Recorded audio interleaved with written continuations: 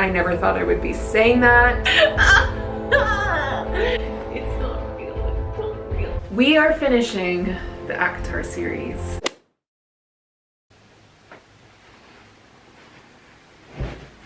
I have been in a major reading slump, content slump, life slump, and I wasn't going to record a video finishing the series, but then I thought we better finish it together because I want to talk about this series with the people listening. I already listened to A Court of Frost and Starlight. I really liked it. I know this is kind of a hit or miss with people because it's such a short novella and it's just, there's not much that happens. It's just kind of cozy and it takes place in the winter solstice and they're just spending time with each other and nothing crazy happens like a war. But I really enjoyed it. I think I gave it like a 4. I really liked it. I liked that it was like this nice break in between everything. Just like a come down after the craziness of the last couple books. If you, like Feyre or Nesta, are looking to learn a new skill so that you can fight the King of Highburn, I highly recommend that you check out the sponsor of today's video, which is Skillshare. As you know, I have a new interest or hobby every few months. And so I feel like it's been so helpful to have Skillshare, which is just like my one-stop shop for learning a new skill so that I don't have to go look somewhere else to kind of refine that skill that is my new obsession. I've used Skillshare to learn how to DJ. I've used it to learn how to edit my videos. I've used it to learn how to edit podcasts, all types of things as a content creator. And as somebody who's looking for a new job, it's kind of the one place I can go to just like refine my skills and feel like I'm still using my brain as I'm looking for a job. Skillshare is an online learning community with thousands of classes in design, business, tech. It's a place to get inspired, learn new skills, and apply those skills in impactful ways. So when you use my link in the description below, you can get 1 free month of Skillshare. Thank you again to Skillshare for sponsoring today's video. Let's get back to it. And then I started A Court of Silver Flames. I've gotten a little bit through this book already and I didn't record it because I didn't think I was going to record this video. And then I was liking it so much that I realized I probably want to have this documented somewhere about how much I like this book. I'm like flying through it. It's crazy because it's almost 800 pages. But like, I don't care. I want as many pages as she'll give us with these two characters. It's about Cassian and Nesta. And obviously I'm going to be talking about spoilers in here because it's kind of hard to not talk about the end of a series without talking about spoilers. I'm loving this so far. I'm reading every word so closely. I'm highlighting it. Like, I didn't think I was going to like it that much. Everyone feels a certain way about Nesta, but I never did. I was like neutral. I was like, she's there and she's a character. And a lot of people didn't like her, but I kind of liked her. I didn't think there was anything wrong with her. I understood that she had gone through a lot of stuff. A lot of that stuff gets explained a little bit more, how much she's gone through, and I felt much more sympathy towards her as I'm reading this book. I'm on page 285. I like that there's this like slow burn between Nesta and Cassian. I always thought that this book was like purely only smut, but there haven't been that many scenes. I might be taking back my words later. The scenes that have happened so far have been really nice. And I understand why people like Sarah J. Maas so much. I'm starting to understand it a lot more. ACOTAR, the very first book, I was like, why do people like this? A Court of Mist and Fury, I was like, okay. And then A Court of Wings and Ruin, I was like, okay. And now I'm finally like understanding why people like her so much. I like that we are really invested in the characters up until this point. So like there's no investment that I have to do on my end in liking these characters. I already really like Cassian and Nesta and the whole found family group. And I just want to read as much as possible about them. I don't know. They're like, there must be crack in these books or something because I don't know when that happened, when I started really being obsessed with these characters. But like I think about them all day and I've only been really reading at night and then I just think about them all day until I get to read about them again. I love Cassian's like manliness. I love his manliness, his masculinity. I've highlighted some stuff that I think, because people have said that there are some Easter eggs in this book that lead into Crescent City. So I've been highlighting things that like I have no idea if they are Easter eggs. but they seem like they might be Easter eggs. And then my favorite, I love when their first like interaction and she says to him, someone's quick off the mark, when he finishes a little early. And then the way that he repays her, hot, very hot. So yeah, I'm liking it thus far a lot. I might be liking it even more than Feyre and Reese's story so far. I don't know, we'll have to see. But I will take you along with me in this journey. And that's all for now. Let's go read it. I just finished chapter 26. I forgot to mention that I loved how when Nesta is watching Cassie and Azriel like fight and she's thinking about having a threesome with them, I'm like, same. But then I love like the bits of Azriel that Sarah J. Maas is putting in. It makes it seem like we might be getting a book about him at some point. And I feel like I love the little, like, I don't know. I love how she warms you up to characters. I feel like maybe in ACOTAR is when I started to really like Cassian. And there were these like slow warm up build-ups to his book, I feel like. So I went into his book really excited. And I feel like she's doing the same with Azriel. So I just got done with chapter 26 when Cassian and Esther are in the dining room and then Azriel comes in. It's like, don't show all your cards at once. And I'm starting to have a crush on him too. I have a crush on all of them. I'm like, how does Sarah J. Maas like write these scenes? And it's like, how do you know about this stuff? She's just like a nice family woman, you know? And she's writing this kind of stuff. Good for her. I just finished chapter 29. I feel like every time I'm starting to feel just a little bored, then something happens. Like we just found out that Nesta's power is death. Pure death. Ooh. I feel like I've seen that on Instagram, but it didn't take away from this moment. I don't know. People don't like Nesta, but I like her. She's misunderstood. And maybe that's why I resonate with her. Okay, last night I got halfway through. It was so intense. I couldn't stop reading. I got to the part where Nesta is fighting off that mythical, scary creature, and she emerges from the water with all of the dead heads, and it was so sick.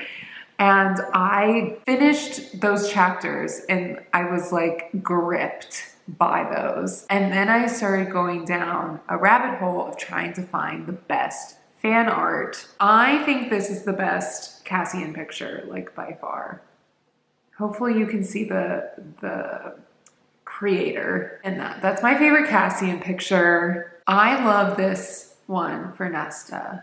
I also like this as human Nesta because, you know, they say in the book that she gets like that much more beautiful when she becomes a Fae. So I love that first picture as her as like high Fae. So I was going down this rabbit hole and then I found this amazing picture that the same creator did of that scene. And it's so cool. And so I just love that there's fan art for books that we all love and adore so much because it really helps me picture things. I don't picture things on my own very well. I'm not a good visual person when I'm reading stuff. It's just kind of like vague images in my head, but not detailed. And this fan art really helps me like see the details, envision the details. So it got really crazy and interesting. I'm going to keep reading. We found out that Feyre's pregnant. We found out that it had the little baby Illyrian thing has wings. I'm so bad with the terms in fantasy series in general that usually I don't know what's going on, but like I can vaguely understand it. And I'm just like fine with that. I'm fine with being confused. And then they explained why that's going to be an issue for Feyre. I do see a lot of fan art of the baby, so I feel like the baby's gonna be okay. Okay, I got to the part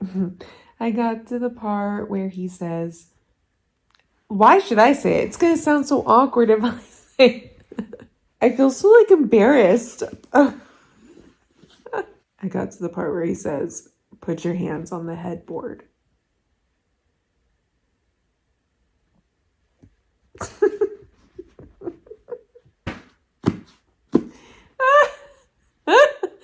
It's so funny because I'm like, I don't like romance. I don't really like smutty scenes.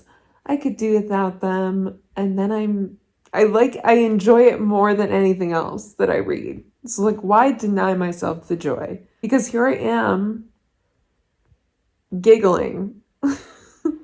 Anyways, I called you. I started recording to tell you that I got to the headboard line. Hey, I'm back. I've been reading like a chapter every 2 days. I also was like listening to another book that sucked. And so I was like kind of focusing on that. If you have no idea what I'm talking about, go follow me on Goodreads because that's where I posted my scathing review. But I'm back to this. I'm on part 3, literally moving so slowly, but I'm at page 518. But it's moving fast for you because you're watching this. But I'm on page 518. I've gotten to another sex scene. This one felt a little unnecessary to me. I didn't think I was going to get tired of them. I'm a little tired of them. Just because this one was like kind of... I like when they have something to do with like the emotions in the plot. This one was just like... kind of unnecessary. Like, what does Sarah J. Maas mean when they roar? Like, he roared. Of course he roared. Like, Cassian roars again. What is that? They're like... what is it? What does it sound like? You know in Friends, where Ross imitates one of the dinosaurs.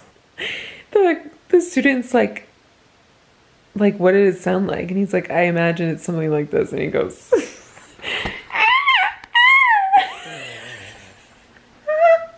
is it like that?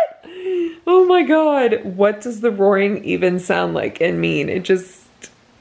I'm having so much fun no matter what. I really enjoy this book. I do think the scenes where they're training Gwen and Emery are like kind of redundant and unnecessary. Like, I don't care about most of them. Like, there could be half the amount and it would get the same point across. Like, they just seem like fillers. Of course, I'm still having a great time. Hopefully that doesn't change. I don't know what it is about her books, but I'll get like really bored and then it'll be so exciting. I'll be like, okay, I'm back in it. Hopefully there's no more roaring. Oh my gosh, it's kind of dark in here. I think I've read about 100 or so pages since I last updated. I listened to some of it. I listened to some of it on audio while I was like walking and doing some things because I'm determined to finish this because it's taking me like a month to finish this book. When I was listening on audio, of course, the parts that like make me cry out in public happen.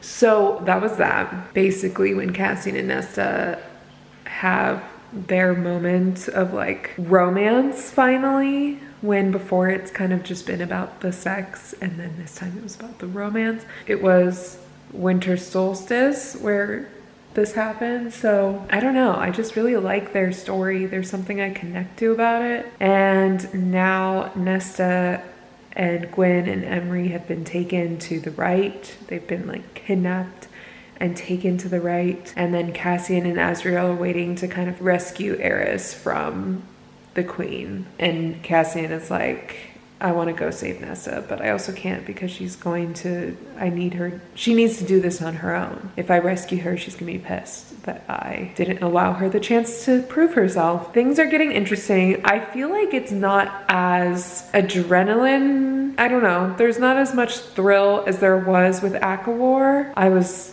tied to the book in those last 100 pages, and I have about 60 pages left. It's still interesting, but I don't feel that same urge and like craziness that I did when I read the last 100 pages in ACOTAR. But that could change in the next 60 pages, of course. I still feel like it sits at a 5-star, even though I do have some reservations about it. Not all books are perfect, and it still is giving me that, like, it's one of my favorite books feeling. And even the parts that are kind of dull, I'm still having a good time. I'm gonna sit here and read the last 60 pages, and I'll keep you posted if anything crazy happens.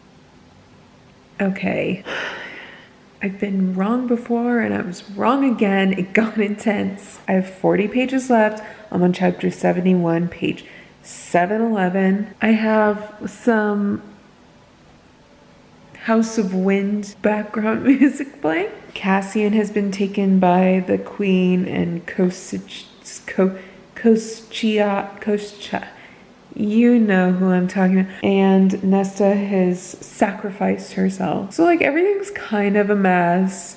You know what made me cry earlier, I wanted to mention, was when Cassian gave Nesta that music. He made her like a mixtape, but like in fantasy world version.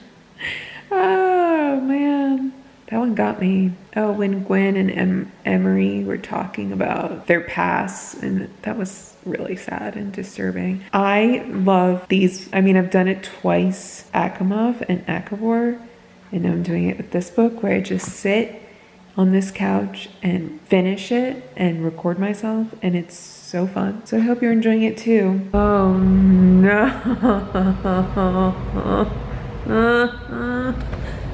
Oh no. Oh no. There's 30 pages left. How are they gonna get out of this one?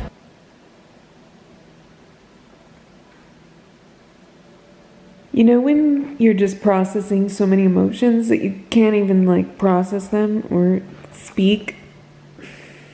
I'm so touched by how well she wrote this book. I think the reason why I love the moments where Nesta's like healing is because Sarah J. Maas has spoken in an interview about how she related to Nesta in a lot of ways, and this book helped her heal. So that's why, and it's would help anyone kind of heal reading it, if that makes sense. So it's very touching. I'm getting sentimental about a fantasy book. I have 10 pages left. I'm gonna finish it and I will check in tomorrow and let you know. I'll process everything and let you know my final thoughts. All right. I think it's been a week since I finished, and this was like an easy 5 stars for me. This was my favorite book in the whole series. I don't know if I like it better than Mist and Fury. I think so, just by a hair. I like it better than Mist and Fury only because I liked this the entire time. With Mist and Fury, I only really liked the second half. I felt like the first half was pretty slow, but this one, I'm already so invested in the characters by this time, and I really liked Nesta's point of view. I really liked Cassian. Rhys and Farah are like a little too perfect for me. They're not perfect, but you know what I mean. I like really, really flawed characters, and this really gave me that. So this was an easy 5 stars. My favorite book of the series. I've been very sad that I'm finished with the series. For the last week, I'm like not sure what to do with myself. I'm starting books and I'm not really like sticking with them. It's just kind of I've been processing. I've seen some people complain about the amount of smut in this book. I didn't have a problem with it. I think people oversold it to me. People were saying that it's like the entire book, and that's not the case. I felt like it fit into the story and it was part of the story, and I don't think it was like too much. I think that her writing got extremely good by this point because it's one of her more recent books. The way that she writes those scenes are much more detailed than other books. I had a great time the entire time. I think I've said this in other clips that like I was taking my time. It took me like 6 weeks to finish it, but like I was enjoying myself through the entire thing. I wasn't really checking the page count or checking when I was going to be done. I was just enjoying myself the whole time, and that's rare to get from a 750 page book. So I really enjoyed it. I loved Nessa's character. I felt like I really connected with her. With Feyre, I love Feyre, but I didn't connect with her personally, I guess. Curious if any of you felt this same way that I did with Nessa. I know that some people really don't like Nessa, so I think that's what made me like her even more, is that she's a divisive character. I did feel like the last 100 pages went by really fast. I feel like with the queen at the end, that whole scene kind of just went really fast, and it was kind of anticlimactic because of how fast she kind of rushed through it. I'm just like so sad that it's over and I don't know what to pick up. I posted on TikTok. If you don't follow me on TikTok, go follow me there. I posted on TikTok, like, what do I do after I finish this book? I feel lost. Am I gonna get over it? Do I reread it? Like, I don't know what to do. All I'm doing right now is like watching other people read it so I can relive it through them. But I picked up Throne of Glass and it's just not hitting yet. So I'm like, maybe I don't go there quite yet. Maybe I go to something else, take a break. I'm just a mess. I don't know what to do with myself. I might go back to Blood and Ash series, which I've not really talked about on here much. But that's a really great fantasy series for anyone who wants like the same romantasy feeling from ACOTAR. I feel like Blood and Ash is a really good book to go with it. A really good series to go with too, as opposed to the Fourth Wing. I don't hear Blood and Ash talked about as much. I know people who are deep in romantasy world know about it, but outside of that, I don't hear it talked about that much or obsessed over quite like Fourth Wing and ACOTAR. I just feel lost after this, but it's like a good loss. I just am mourning the temporary end to this series. We're gonna get a new book soon, I hope. I feel like if you're watching this and you haven't read any of this series at all, first of all, don't spoil it for yourself. I mean, I don't think I gave anything major things away, but if you're thinking about reading it and you're not quite sure, the first book is like not that, I mean, you saw me read the first book. I wasn't that hooked. I was like, okay, I don't know why people are so obsessed with it. By now, I get it. So it's a long process that you have to kind of be committed to get to the place where you understand the obsession. You can't just read the first book and expect to be obsessed the same way other people are. I've seen people be obsessed from book one. I wasn't there. A lot of people I know personally didn't get there by book one. You kind of have to give it some time to connect with the characters, and then you really go back and appreciate the whole story for what it was. Like now I go back and think about ACOTAR and I'm like,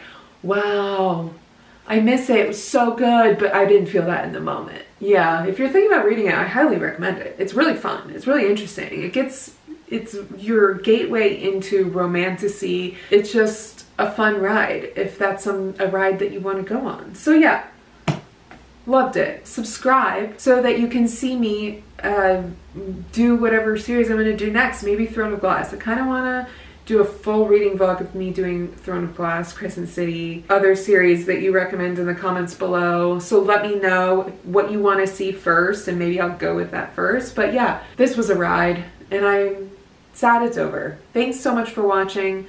Like, comment, subscribe, hit that notification bell so you're always up to date on my next video. And I hope you feel so elevated and I'll see you next time. Bye!